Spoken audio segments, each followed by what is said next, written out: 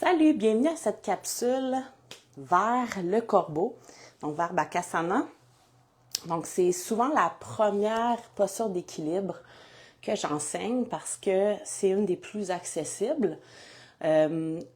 Souvent, pour savoir si notre corps est prêt à se lancer en équilibre dans le flying yoga, la sensation de léviter puis de trouver son point d'équilibre, c'est comme de la magie un petit peu. C'est souvent épeurant, mais quand on arrive à sentir son corps léviter, il y a comme quelque chose de spécial qui se passe, de magique à l'intérieur de soi. Et c'est la première porte qui s'ouvre vers une autre vision de la pratique. Ça amène beaucoup de fierté en soi, en ses moyens. Le but n'est pas d'être dans la performance de la pratique de yoga, mais c'est ce qu'on développe à travers ce côté feu de la pratique, ce côté yang. Alors, si vous avez envie d'embarquer dans cette aventure, je fais une capsule spécifiquement pour vous. Donc, le premier point d'entrée, c'est de se sentir à l'aise dans Malasana, donc dans le Deep Squat. Alors, c'est sûr que c'est une posture qui exige de connecter ses genoux avec ses triceps. Donc, si vous n'êtes pas encore capable de connecter vos genoux avec vos triceps, il va falloir travailler davantage en mobilité et en ouverture des hanches et en compression entre les cuisses et le ventre. Donc, ce sera pour d'autres capsules, mais pour aujourd'hui, on va se concentrer sur le corbeau. Donc, vous pouvez commencer dans Malasana.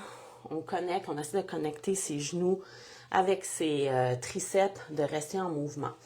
Donc, c'est une posture qui demande de lever les fesses, de venir sur le bout des pieds et de connecter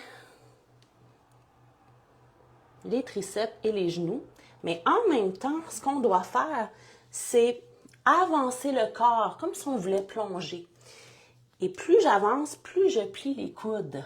Donc au début, ça va être peut-être difficile de vraiment connecter le triceps avec le genou. Alors, je vous invite à prendre une posture un petit peu plus, comme on appelle la petite grenouille. Donc, c'est de garder vos genoux à l'extérieur des triceps et de venir presser l'intérieur de vos genoux, comme si vous vouliez compresser vos bras avec vos cuisses. Donc, vos bras veulent s'écarter, veulent garder une poussée externe et les cuisses, elles, veulent une pression interne. Donc, ça va vous permettre d'amener vos bras sensiblement à 90 degrés et de tenir dans la posture, plutôt que d'avoir le point d'appui direct sur le triceps. Donc, c'est bien beau, Jess, mais Colin, j'ai l'impression que mes bras s'écartent, que j'ai pas assez de force dans les épaules. Donc, c'est le premier truc que je vais vous donner. En fait, je vous en ai déjà donné un avec la petite grenouille, mais on va dire que c'est le premier truc officiel. Souvent, l'enjeu, c'est que c'est difficile de garder les bras à 90 qui vont être stables. Donc, c'est la stabilité des épaules et des bras qui va être le plus difficile au début. Ce que je vous propose, c'est des outils comme une sangle élastique assez raide. Donc, je vais venir la déposer juste après l'articulation du coude. Alors, ce qui se passe, c'est que j'ai vraiment la sangle qui va forcer mes coudes à rester plus au neutre, plus vers l'intérieur, plutôt que de sortir vers l'extérieur. Au début, c'est peut-être quelque chose qui peut vous aider d'avoir le coude légèrement à l'extérieur, mais à long terme, vous allez voir votre structure qui va être droite, qui va être à 90 degrés, comme une équerre, comme lorsqu'on construit un meuble, par exemple. Si le meuble est tout croche et qu'il n'y a pas d'angle de 90 degrés, on va glisser et ça va être vraiment difficile de garder notre force de poussée. C'est de l'ergonomie, en fait. Tout le monde est capable de le faire. Donc, c'est le premier truc que je vous donne. Donc, ça va être plus facile de garder vos coudes stables et forts dans la poussée si vous avez l'aide d'une sangle. Vous pouvez aussi utiliser une sangle qui est un petit peu plus molle et lousse au fur et à mesure que vous sentez que votre stabilité et que votre force s'accroître. devienne de plus en plus... que vous devenez de plus en plus fort. Vous pouvez aussi utiliser la sangle de yoga. Donc, on vient ajouter la sangle, la largeur de vos épaules environ. Donc, je vais juste le faire rapidement. Vous pouvez aussi utiliser, j'ai appris dernièrement, après toutes ces années, qu'il est possible d'acheter une sangle avec une boucle qui est carrée. Donc, ça évite que ça glisse, ça évite les chutes, les blessures. Donc, la boucle, elle va être beaucoup plus solide, comme on parlait d'angle à 90. Si votre boucle aussi est en angle de 90 degrés. Alors, ça sera mon prochain achat. Donc, environ la largeur des épaules. Même chose, votre sangle de yoga fait très bien l'affaire pour stabiliser vos bras et vos épaules. Ensuite, un autre outil super important, les fameuses briques de yoga. On peut les utiliser de deux façons. Premièrement, on peut les utiliser comme troisième point d'appui. Parce qu'au début, ce qui est difficile, c'est de tenir sur deux points d'appui qui sont nos bras. Ensuite, troisième point d'appui, ça nous permet de déposer la tête, déposer le front.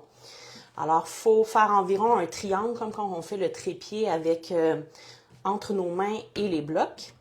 Donc aussi, ce que je veux, c'est ouvrir légèrement les doigts. Ça va m'aider pour les épaules à avoir moins de pression. Donc, si vous n'êtes pas confortable pour le poignet, parce que les poignets, ça peut être douloureux au début. Donc, d'orienter vos doigts vers l'avant, vous pouvez les ouvrir. Je donne souvent ce truc pour d'autres asanas aussi. Alors, aussi, avant de déposer mon front sur le bloc, ce que je veux vous dire, c'est que lorsqu'on fait des postures d'équilibre, on a tendance à vouloir déposer complètement notre main au sol. Mais ce qui nous aide vraiment beaucoup, c'est de créer une suspension avec les doigts. Donc, je m'explique. Je viens soulever un peu les jointures de façon à créer comme un petit coussin d'air sous mes jointures. Et ça agit comme une suspension.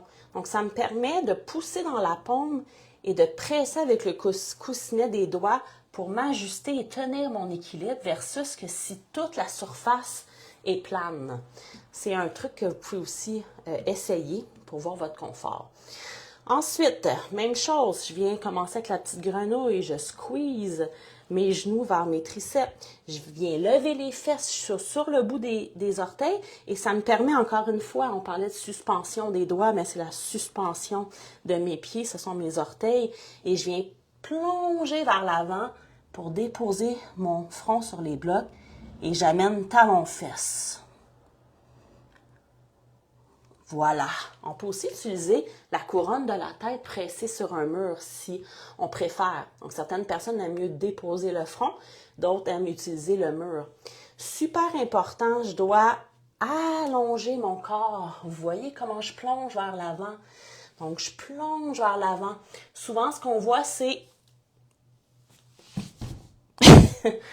Donc, j'essaie d'allonger mon corps et de pousser pour m'extensionner vers l'avant plutôt que de rester au centre et d'écraser la tête, puis là, de penser que je vais tenir en équilibre, alors que le point d'équilibre, c'est vraiment plus au niveau de l'avant, au niveau des mains qu'on va le trouver. Donc, si tu n'avances pas assez ton corps, puis que tu transfères pas ton poids assez en avant, ben, tes jambes et tes fesses vont être trop lourdes, donc ça va être impossible de lever tes jambes. Donc, un coup que tu es confortable et que c'est fait, je t'amène encore une fois l'attention sur tes pieds. Donc, mes pieds sont super lourds. Si je les amène talons-fesses, j'engage mes jambes, ça va être beaucoup plus facile de tenir en équilibre. Et voilà, donc pense connecter tes talons vers tes fesses, pointer tes pieds. Ça va être beaucoup plus facile si tu engages tes jambes. Donc c'est normal, on a beaucoup de choses à penser, beaucoup de détails. On pense beaucoup à nos bras, nos épaules, à notre tête. Au début, on a peur de tomber face la première.